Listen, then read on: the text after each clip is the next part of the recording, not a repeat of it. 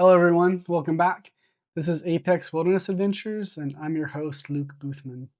So last time we were working on the service appointment handler and we kind of cleaned it up to a certain extent. And if you remember, the service appointment handler was kind of a rogue class. We had a handler, but the handler wasn't used and we created a new service appointment handler. And so the question remains, what's the point of this? Like, why are we breaking the design? Was it just easier to create a new class? Was there problems with something else? Maybe with testing, or maybe this was an intentional design decision. And so we're kind of looking at that now. So we've cleaned this up if you followed along in the last video, and we didn't commit. So let's go ahead and commit this, and we can kind of look at what we did last time where we, fixed some names of different variables. We simplified some logic. We got rid of debug statements and just kind of cleaned the code up overall using some of our tools in our refactoring tool set to do this. So this was just clean up, class, and simplify. All right. So that looks pretty good. So now what we're trying to do today is we're going to go to the last step to see, okay, well, does this really need to be its own handler, or it would be much better if we could incorporate it into the actual adventure park trigger handler and not have this additional class so that we can really uphold our trigger handler helper design, and understanding that in the future we may want an even better trigger framework, but we're taking steady steps to get there. So we have this one public static method where we create opening appointments, and then a private helper where we create the service appointment itself. And that's all this is doing. So what we expect to find now in here is we're going to expect to find conditions. A trigger in a lot of code, it's as simple as there's a condition to enter this code, and then there's something that happens as a consequence of it. Either we're going to send a notification somewhere, we're going to do a call out, we're going to update some data. There's something that happens, and that's why we write code for it, right? So that's what we want to identify is how would this fit back in to our typical trigger handler helper design? If we were to, kind of refactor this code towards that new design. And one thing that's really important to remember is that anytime we're refactoring, or almost always when we're refactoring either towards understanding or to a new design. So in this case, we've already done the refactoring to understand. Now we want to refactor towards a new design. So the key of this is going to be the new parks and possibly the old parks. So we have our new parks as a list and our old parks by ID. We build this account map. So we have this query. Maybe we don't even need this query, right? Because what is the condition upon which we're going to use this map? Accounts by park ID, well, we're going to look up assets with it. Well, what are we going to use the assets for? Well, the assets are going to be used to create the service appointment. So these additional two queries are really not good, right? Because every time this this adventure park is inserted or updated, we're going to be calling this method of create opening appointments. And we're going to do two additional queries whether we need it or not, because it's most likely the case that this doesn't run every time. So let's go ahead and double check. So, because where our design is collapsed, we have this trigger.insert inside the handler. So that's not great, right? Our separation of concerns is a mess here. We could have known ahead of time that this is trigger insert. We know that in the trigger, but we lose that context. And now we need to differentiate. Are we in an insert context or are we in an update context? So we know that that's the case because we call it from both those contexts. But now, because our design's broken, we have to check it again. And while this might be a small thing in this situation, it can be a much bigger thing if we don't think like this when we develop code and when we refactor code. So we're checking for the new park to see if it's active. And if it's active on insert, then we create a service appointment. And if not, then we're in an update context, right? So we're going to check if the old park exists, because that means we're not in the insert context. And then we're going to check to see if these don't match. But this still isn't great because, this is more of like a logical possible error. It's possible that this was false and becomes true, in which case I'd imagine we do want to create a service appointment. But let's double check to see, but if that's not the case, let me finish the thought, is if this was true and then becomes false, are we also going to create a service appointment? Is that what we want to do? So let's check it out. So it changes, that's fine. We're going to add the park here. We're going to do our service appointment. These are existing parks, that's good. So then we have some more logic. So now we got to loop through these again. And this time we're going to compare again. This time we're checking, is it active and not active, but it was active? Okay. In which case we update the record status to none. Cool. And then it is active now, but it was false before. In which case we're going to update the record status based upon whether there's an open date. So I guess it kind of makes sense to do this in a way. Maybe we would do it differently if we weren't in this, why, what's the point of this? Is this really helping us? Why do we need to refetch? Why are we fetching the service appointment? Maybe we do because the adventure park is the thing that's becoming active, and we create a service appointment based on that. But here we're checking for it again. And then we're doing the logic. So it's just a little bit inefficient. It's not the worst thing because we definitely do need to query our service appointment again. But we could definitely check this inside a handler context or a handler context, and we could partition the data from newly activated or newly deactivated parks, and then just update their service appointments without the need to recheck again, right? That's what this code's doing. It's just rechecking something that we should already know. Okay, and then we're either inserting or updating. Fair enough, right? So this should be pretty easy to take apart because what we really want to do is we want to take out this entrance criteria and put it inside of our handler, and we'll start with the insert context. If we rerun our tests and we just kind of get an idea here of what our coverage is, we'll see if we're in a good space. Hopefully we have good coverage for this scenario. If not, we're going to write it.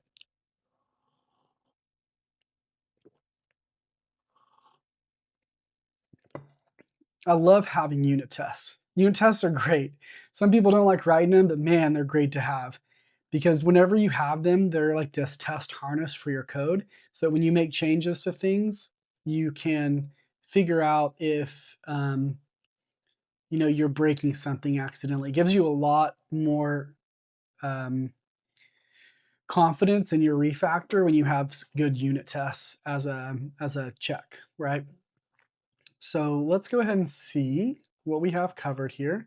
And we've got all this covered except for the stuff that matters. So it looks like we don't have good coverage for this. And we'll go ahead and let's re-show, and we're going to verify that. So let's see, manage coverage reports, show selected. Then let's go to service appointment. Yeah, we're pretty low. And so we'd imagine that inside this, is there a service appointment? Service appointment handler test. All right, here we go. Cool. So there is something here. And so this is going to be good. Let's go ahead and run this. We should have probably found this last time before we did our refactoring. All right, those pass. Let's go ahead and we'll see what our coverage is.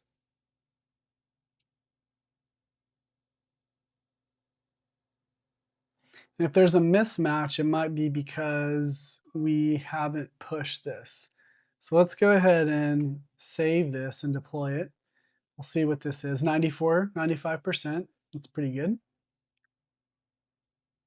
And then let's go ahead and run it again. We don't need coverage this time. We just need to make sure that our deployment went through and that our tests don't break. And they broke. So there we go. So something in our refactoring caused a problem, and we're attempting to dereference a null object. Line 16. So is this null? Yeah, that's what's null, right? So that's okay. We can guard against that for now and just say we're going to remove this later because we won't need it. This is due to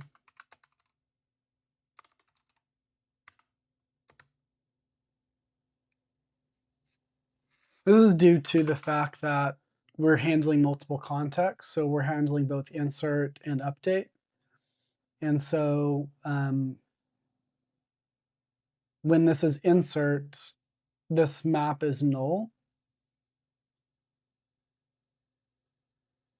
And same thing here.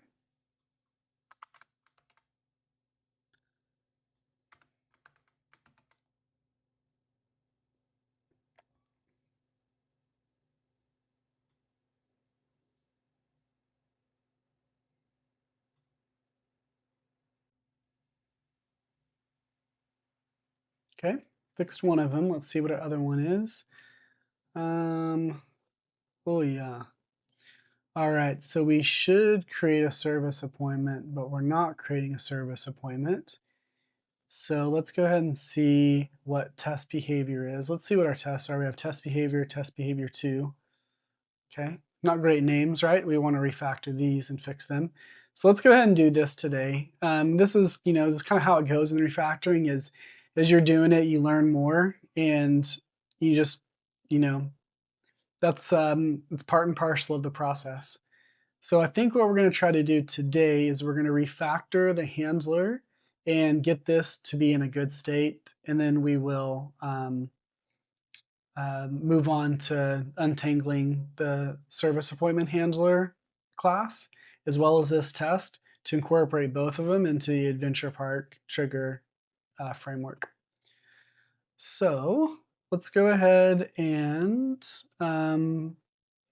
we'll go ahead and add this first. So continue. We can probably return, actually. I don't think we even need to continue there, but it doesn't matter because we're going to be removing this anyway. So skip processing if we don't want to skip processing. There's our problem. Okay. So before we have to fix this, that was a little bit of a naive solution here, because what we want to do is this. We'll let this equal null. Then if old park by ID does not equal null, or you could do contains, probably better like that because the contains would probably blow up. Then we're going to say old part equals.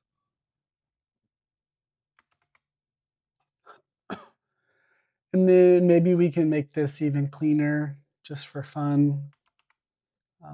So we'll do that.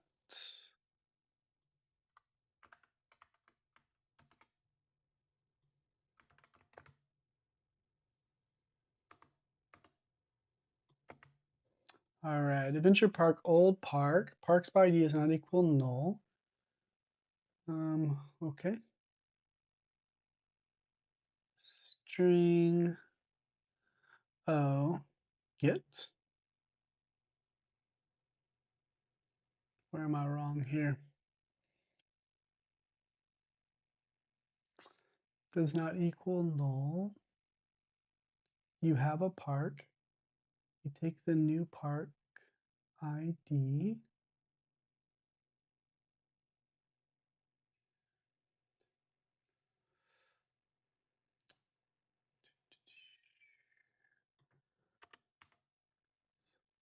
Legal assignment from string to adventure park. I don't think that is a string. Anyway, let's just roll back.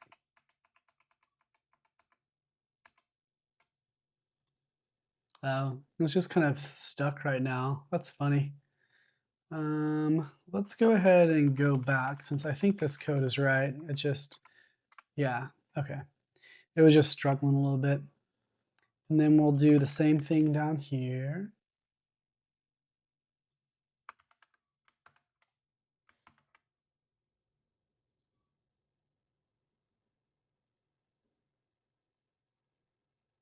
Variable does not exist.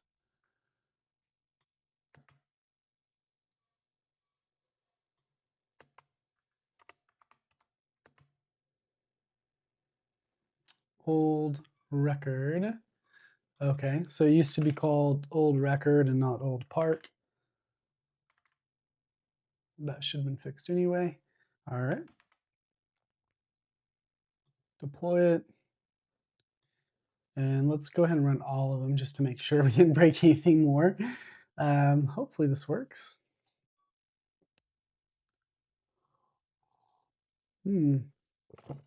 Fail.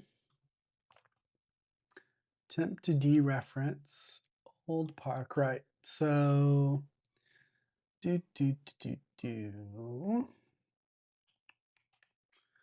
Okay, how do I want to do this? Okay, what I want to do is I'm going to actually roll all this back, and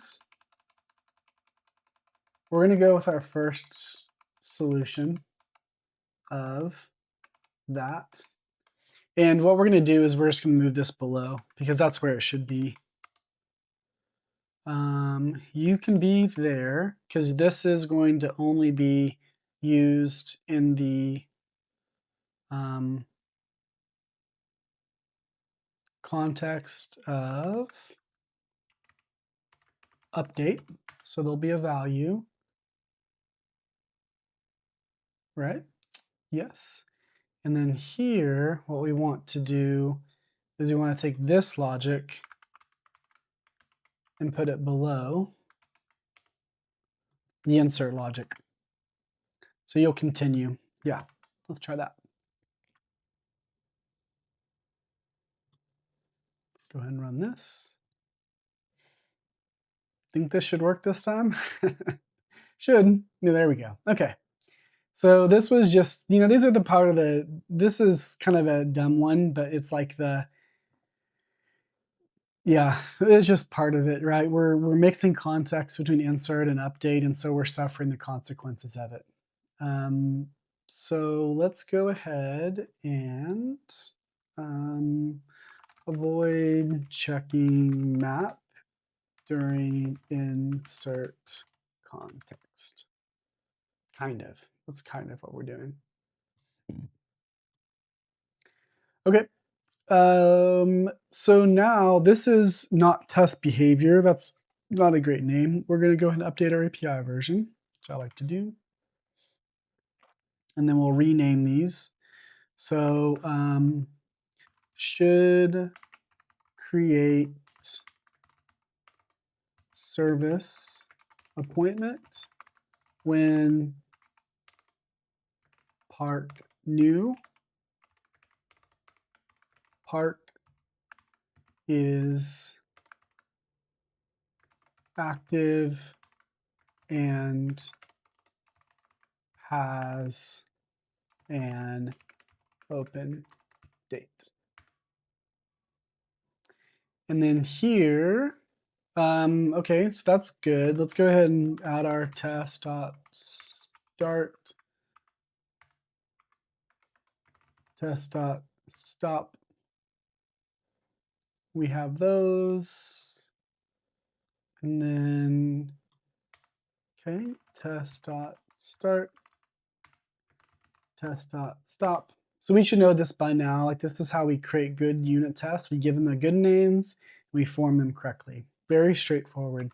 Should create the same thing So it has an open date when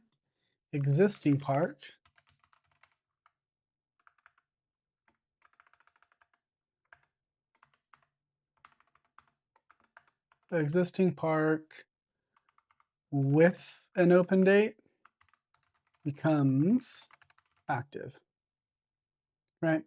So should create service appointment when existing park with an open date becomes active, and this should create a service appointment when the new park is active and has an open date.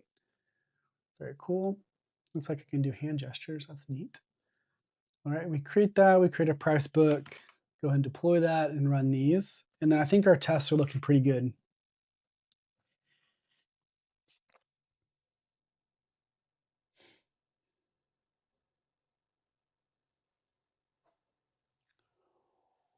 Mm, very good. So I think we're good for today. We have our service appointment handler test is looking good. We validated that our changes to refactoring that we broke before are not breaking it anymore. And we're pretty familiar with this code now, so we know what it's supposed to do. And so next time we're going to go in and refactor it towards incorporating it into this existing handler helper context and not have it be its own rogue handler and test. All right, so I'll see you on the next one. Thanks. Bye.